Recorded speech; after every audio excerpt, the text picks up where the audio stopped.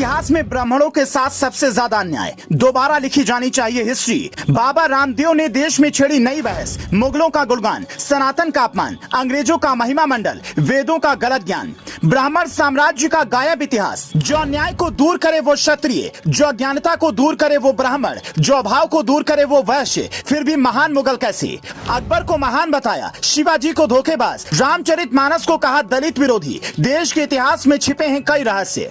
हमारे देश का नाम भले ही हिंदुस्तान हो, लेकिन सदियों से सनातन संस्कृति के खिलाफ षड्यंत्र होते रहे हैं। अगर उसे एक चश्मे से एक ही तरीके से लोग लिखें तो कल को हमारी आने वाली पीढ़ियां क्या पढ़ेंगी? उदाहरण के तौर पर अगर इतिहास से गायब कर दिया जाए कि 2023 में कोई नरेंद्र मोदी थे, या लिख दिया जाए कि अरविंद केजरीवाल जैसा कोई आदमी नहीं था, योगी आदित्यनाथ का नाम ही इतिहास में ना हो, तो आने वाली पीढ़ियों को क्या पता चलेगा? फिर चाहे कई किताबों में लिखा हो कि केजरीवाल बहुत अच्छे आदमी थे और नरेंद्र मोदी महान थे, लेकिन एक सवाल हमेशा याद रह जाएगा जो बच्चे सदियों तक करते रहेंगे, हमारे इतिहास के साथ भी कुछ ऐसा ही हुआ है। ये मानना है योग गुरु बाबा रामदेव का। बाबा रामदेव ने उस बहस को दोबारा हवा दे दी है जो कुछ वक्त पहले असम के सीएम हेमंत बिस्वा शर्मा और अमित शाह ने छेड़ी थी। बाबा रामदेव ने एक टीवी कार्यक्रम में जो कहा उसने देश में भूचाल ला दिया। उन्होंने कहा साहित्य में सबसे ज्यादा अन्याय ब्राह्मणों के साथ हुआ, सबसे ज्यादा अन्याय भगवा साधु सन्यासियों के साथ हुआ।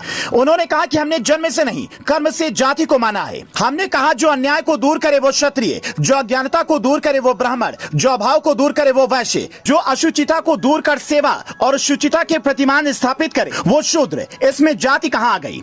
बाबा रामदेव की बात में कितना दम है और क्या वाकई में हमें इतिहास को दोबारा लिखने और समझने की जरूरत है? ये पूरी रिपोर्ट देखकर कमेंट करके अपना मत दीजिए। लेकिन क्या आपके सामने पंडितों को गाली नहीं दी जाती? क्या आपके सामने नहीं कहा जाता कि पंडितों ने इस देश के लिए क्या किया? क्या आपको नहीं भड़काया जाता कि पंडितों ने अपनी सुविधा के लिए धर्म और जाति बना दी? ये सब कहां से आया?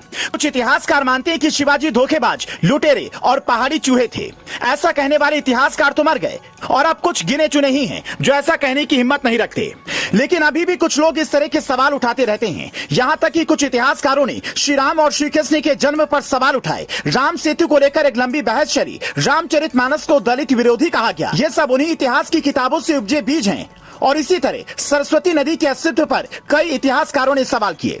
लेकिन ऋग्वेद की ऋचाओं में कहा गया है कि एक ऐसी नदी है जिसने एक सभ्यता को जन्म दिया। इसे भाषा, ज्ञान, कलाओं और विज्ञान की देवी भी माना जाता है। ऋग्वेद की ऋचाओं को इस नदी के किनारे बैठकर ही लिखा गया था। लेकिन इस नदी के अस्तित्व को इसलिए नकारा जाता है कि इसे भारतीय हिंदू सभ्यता की महानता का एक नया अध्याय खुलेगा।